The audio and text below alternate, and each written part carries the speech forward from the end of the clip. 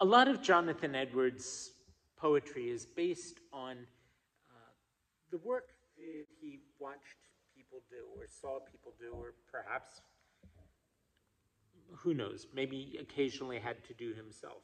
We don't know much about the guy.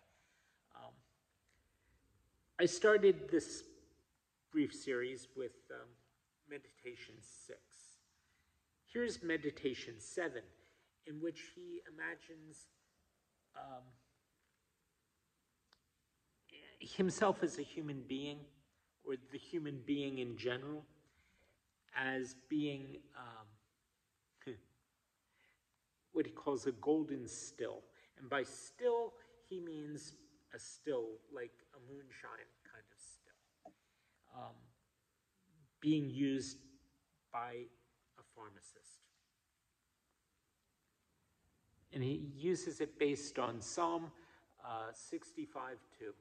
Grace is poured into thy lips. He writes, Thy human frame, my glorious Lord, I spy, a golden still with heavenly choice drugs filled. Thy holy love, the glowing heat whereby the spirit of grace is graciously distilled. Thy mouth, the neck through which these... all right, I'm starting again. Here we go. Edward Taylor is like John Donne in that he can take one little image and run it and run it and run it till he's used as much mileage as he can get out of it. He's unlike Donne in that he seems to do that a lot with people's work. One of the people he must have watched work at some point would have been a druggist, whether it was an alchemist or what we'd call a pharmacist. It was somebody who was making medicines. And here he has a meditation on Psalm 45:2.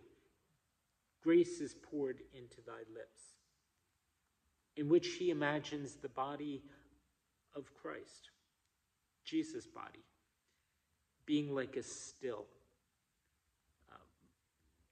The kind of still that is used to make moonshine or other liquors, but it was used to refine and distill. We still say distill something. He writes this.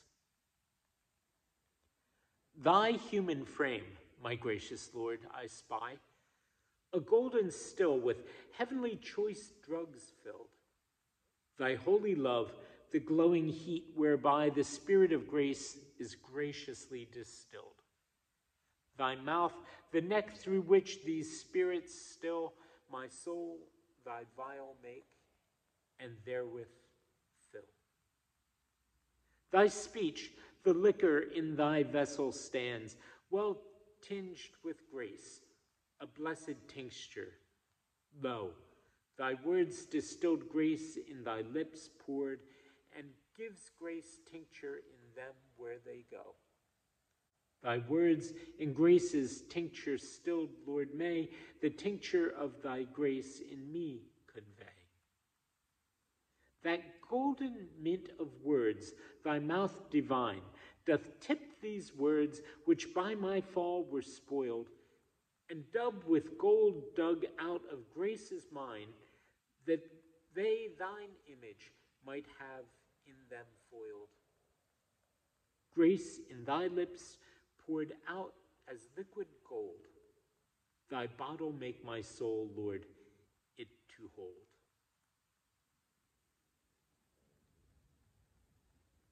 I like that.